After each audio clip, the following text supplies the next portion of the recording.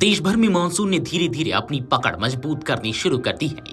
हिमाचल प्रदेश और लद्दाख तक मानसून की बारिश पहुंच चुकी है। अब केवल जम्मू कश्मीर, पंजाब, हरियाणा और राष्ट्रीय राजधानी दिल्ली ही ऐसे क्षेत्र बचे हैं जहां दक्षिण पश्चिम मानसून का आधिकारिक तौर पर आगमन नहीं हुआ है, लेकिन वहां भी बारिश ने दस्तक दे दी है और कई स्थानों पर तेज बौछारों ने मौसम सुहाना बना दिया है। मौसम की इस राहत के साथ तबाही का दृश्य भी सामने आ रहा है। उत्तर प्रदेश के कौशाम्बी में बिजली गिरने से 4 बच्चों की जान चली गई, जबकि छत्तीसगढ़ के सरगुजा में उफनती नदी में 4 लोग बह गए। उधर हिमाचल प्रदेश में भूस्खलन के चलते कई रास्ते बंद हो गए हैं और जनजीवन अस्त व्यस्त हो गया है।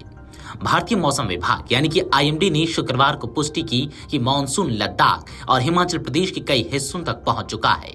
इसके साथ ही बिहार, मध्य प्रदेश, पूर्वी उत्तर प्रदेश और उत्तराखंड के अधिकांश इलाकों में भी इसका विस्तार हो चुका है। अगले 2 दिनों में मानसून दिल्ली, हरियाणा, पंजाब और जम्मू कश्मीर तक भी पहुंच सकता है। हिमाचल में मानसून की तेज बारिश ने कई जगहों पर भूस्खलन की स्थिति पैदा कर दी है।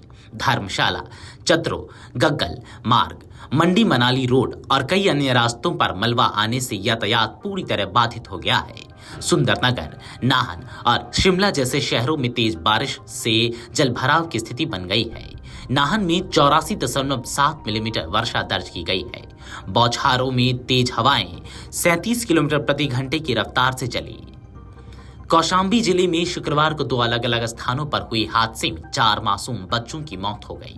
पहली घटना सराय अकेले इलाके में हुई, जहां 4 बच्चे घास काट रहे थे। अचानक बिजली गिरी और 2 बच्चों की मौके पर ही मौत हो गई, जबकि 2 गंभीर रूप से झुलसे हुए बच्चों को अस्पताल में भर्ती कराया गया है। दूसरी दुखद घटना तारा का पूरा गांव में हुई, जहां 15 वर्षीय गोविंद की मौके पर ही मौत हो गई। वहीं 12 साल की रूपा को इलाज के लिए ले जाया गया, लेकिन अस्पताल पहुंचते ही उसने दम तोड़ दिया।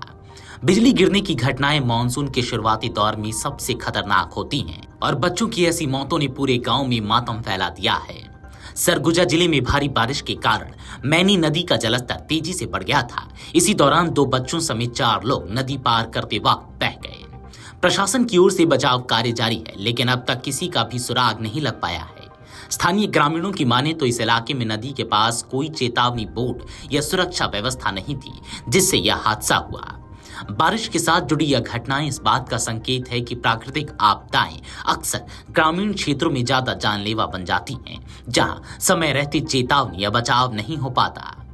दक्षिण पश्चिम मानसून राजस्थान के अधिकांश हिस्सों में भी पहुंच चुका है। शुक्रवार को भीलवाड़ा के बिजोलिया में सबसे अधिक 114 मिलीमीटर वर्षा दर्ज की गई। जयपुर के फुलेरा, कोटा की रामगंज मंडी और भीलवाड़ा के शाहपुर में भी 110 मिलीमीटर वर्षा हुई। पूर्वोत्तर राजस्थान में कोपरी वायुमंडलीय चक्रवाती प्रणाली सक्रिय है, जिसके चलते आने वाले दिनों में भी भारी बारिश की संभावना बनी हुई है। जयपुर, कोटा, अलवर और अजमेर में जलभराव से ट्रैफिक बाधित हुई। पूर्वोत्तर भारत में अगले 7 दिनों तक लगातार भारी बारिश की संभावना जताई गई है। मौसम विभाग ने आसाम, मेघालय, अरुणाचल और नागालैंड जैसे राज्यों के लिए रेड अलर्ट जारी किया है। वहीं बिहार और झारखंड में बना निम्न दबाव का क्षेत्र अब दक्षिण बिहार तक सक्रिय हो गया है, जिससे पटना, गया, दरभंगा और मुजफ्फरपुर जैसे शहरों में मूसलाधार वर्षा दर्ज की गई।